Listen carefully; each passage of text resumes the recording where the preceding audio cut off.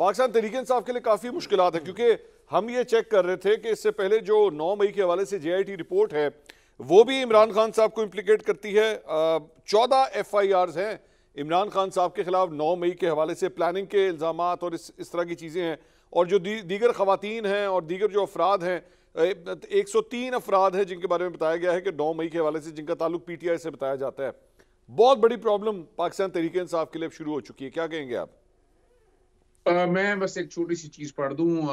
Pakistan bar council Balochistan chapter, Balochistan bar council Balochistan, high court bar association, Quetta bar association, Punjab bar council, Lahore high court bar association. मैं बाकी bar council जो कह रहे थे ना पाकिस्तान बार काउंसिल के हवाले से, मुश्तरका बयान में सुप्रीम कोर्ट की जानिब से सिविलियन की फौजी अदालतों में ट्रायल के फैसले पर तशवीश का इजहार करते हुए कहा कि पाकिस्तान की तारीख में सुप्रीम कोर्ट के फैसलों और नजरिया जरूरत को जिंदा रखने की पॉलिसी जस्टिस मनीर के फैसलों की तसलसल है, जो तारीख में स्याह बाप की मानद है, जिसके खिलाफ मुल्क भर के वकला तंजीमों ने इस फैसले को मुस्तरद कर दिया है। तारीख से सबक हासिल करने की बजाय जुल्फकार अली भुट्टो का केस, जिस पर सुप्रीम कोर्ट इस फैसले को अदालती करार देती है, और ये बातों को सामने रखकर जो बात अब सामने रखना चाह रहा हूँ मैं आपकी, देखिए एक तो बड़ी वाजी बात है। मैं भी हैरान हुआ हूं कि किसने कहा, कोई एक ट्रायल का बता दें कि सुप्रीम कोर्ट के फैसले के बाद वो जो दहशतगर्द जो तहरीक तालिबान पाकिस्तान या किसी का रुका हो,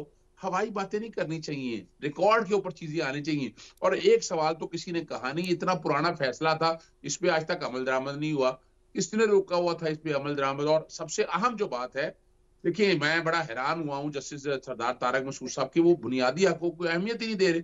18वीं तरमीम का एजेंडा तो right to fair trial and due process of law था।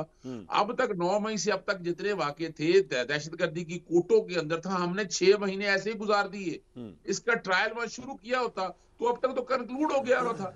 ये नहीं समझ में बात आ रही, और ये बड़ी हमारे लिए बड़ी हैरानकुन बात है वोकला के लिए कि right to fair trial and due process of law को सामने रखते। अभी भी क्या है, अभी भी उन्होंने ट्रायल की हद तक कहा कि ट्रायल कंक्लूड करें, फाइनल फैसला ना करें। हाँ, अब आ जाए दूसरी बात की तरफ। वोकला तंजीमें इस बात को मानने के लिए तैयार नहीं है, और आने वाले दिनों में देयर इज अ पॉसिबिलिटी कि शायद वोकला तहरीक कोई वोकला तहरीक ना शुरू हो जाए। हमें जिसका डर और खौफ था, मुल्क इस वक्त मुतामिल नहीं है इन चीजों का। ये टाइम ऐसा नहीं है कि इस वक्त इस मुल्क को इन चीजों की तरफ ले जाया जाए। तारीखी तौर पर हमने देखा है कि आज तक अगर हमने ये ट्रायल अगर लेकर भी चलना है तो पूरे नॉर्म्स को सामने रखना। अब अगली बात आ जाए, बड़ा अहम सवाल आपने उठाया।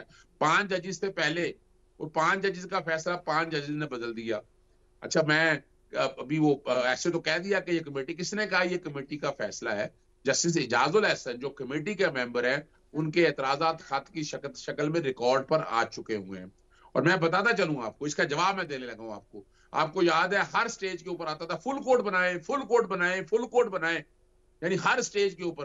पहले इसमें कोई शक नहीं है कि चीफ जस्टिस का इस्तेहकाक था, उनकी मर्जी थी, जिसके बेंच के सामने लगाना है, जिस कोर्ट के सामने लगाना है, वो उनकी मर्जी होती थी। और यही सवाल आता था कि सीनियर जज क्यों नहीं बैठे, वो जज क्यों नहीं बैठे, ये जज क्यों नहीं बैठे। तो आज भी तो वही कुछ हो रहा है। अब तो बल्कि आप तो रेगुलेट होना था प्रोसीडिंग ने, और प्रोसीडिंग रेगुलेट नहीं हो रही है। लेकिन अजहर साहब, आप दोनों इन चीजों में आपने दो एक्चुअली मुख्तलिफ इंस्टेंसेस दिए कि जी 5 रुकनी बेंच का फैसला था, 5 जजेस ने उड़ा दिया।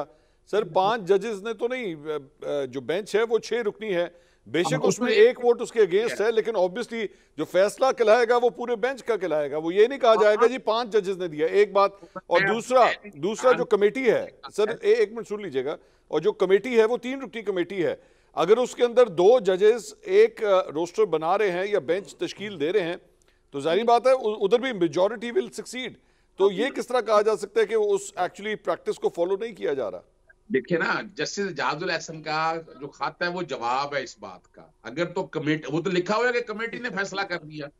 जस्टिस एजाजुल एहसन का जो खत है ना, इस बात का जवाब है। इसमें मैं अब तो कंट्रोवर्सी पड़ चुकी है, अब सामने आ चुकी है बड़ी वजाहत के साथ। मैं जो बात कहना चाह रहा हूँ ना, कि बात बड़ी वाजी है। कहाँ गया फुल कोर्ट? आप भी, आपके हर प्रोग्राम में होता था यही कि फुल कोर्ट बनना चाहिए। तो नहीं मिलता था ना सर, अजहर साहब, नहीं मिलता था, और आप कहते थे जस्टिफाइड है, PTI कहती थी जस्टिफाइड है, नहीं मिल रहा। ये जज का फैसला है, चीफ जस्टिस का फैसला है, नहीं मिलता फुल कोर्ट तो नहीं मिलता, बस बात खत्म।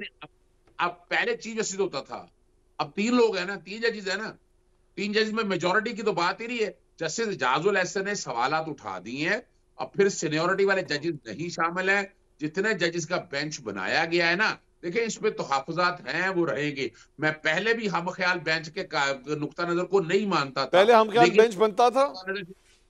जिन्होंने डेवलप किया है ना, अब वो भुगते, अब अजय वो साहब फेस पहले करें। अजय साहब पहले हम ख्याल बेंच बनता था बंदयाल साहब के दौर में या नहीं बनता था?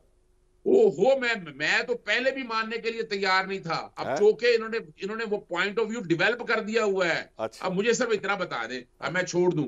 जस्टिस काजी फैसल और उसको ले जाने वाले कई मैं साफियों के नाम ले सकता हूं। आज उनका बयान सुन लीजिएगा, उसमें एक असतूर है, वो सुन लीजिएगा क्या कहता है। मैं नहीं कुछ कह रहा, मुझे कहने की जरूरत नहीं है। मैं तो पहले दिन से नाकद हूं जस्टिस काजी फैसल और इनका जस्टिस सरदार तारक मसूद साहब के हवाले से। देखिए मैं एक बात बता दूं आपको, मैं आज एक बहुत बड़ी बात करने लगा हूं। मैं लॉयर मूवमेंट का हिस्सा रहा हूं। लॉयर मूवमेंट का हिस्सा का दो पार्ट थे। एक था जनरल परवेज मुशर्रफ को हटाना और जजेस अपनी मर्जी के भर्ती करना। ठीक। पाकिस्तान इस वक्त अब इस ऐसी जगह पर आ चुका हुआ है कि जहां बड़े ध्यान